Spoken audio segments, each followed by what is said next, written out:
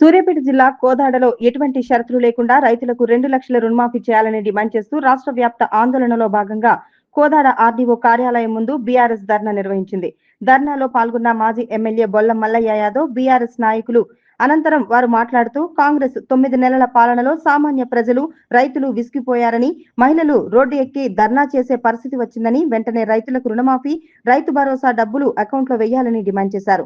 అనంతరం ఆర్డీఓకు వినతి పత్రం అందజేశారు. ఇటీ కార్యక్రమంలో మాజీ ఎంపీపీ కవిత రాధారెడ్డి, కార్మిక నాయకుడు నయీంలతో పాటు టీఆర్ఎస్ పార్టీ నాయకులు, కార్యకర్తలు పాల్గొన్నారు.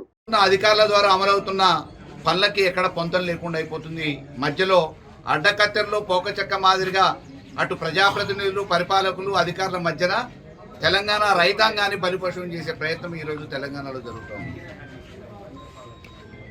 రుణమాఫీ చేసినా రాజీనామా చేయమని చెప్పి ప్రతిపక్షాలకు సవాల్ విసురుతున్న రేవంత్ రెడ్డి ఆయన మాట తప్పినందుకు ఇవాళ రేవంత్ రెడ్డి పదవి నుంచి వైదొలుగుతాడా, రాజీనామా చేస్తాడా ఆయనే ఆలోచించుకోవాలి.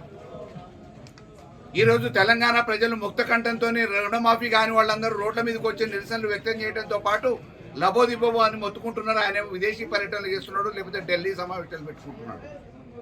ఇక్కడ తెలంగాణ రైతాంగాన్ని కాపాడాల్సిన బాధ్యత ఉన్న, నైతిక బాధ్యత ఉన్న కేబినెట్ మంత్రులు కానీ, తెలంగాణ ప్రభుత్వం కానీ వెనువెంటనే రుణమాఫీ చేయడానికి కావాల్సిన నిధుల్ని విడుదల చేయాలి.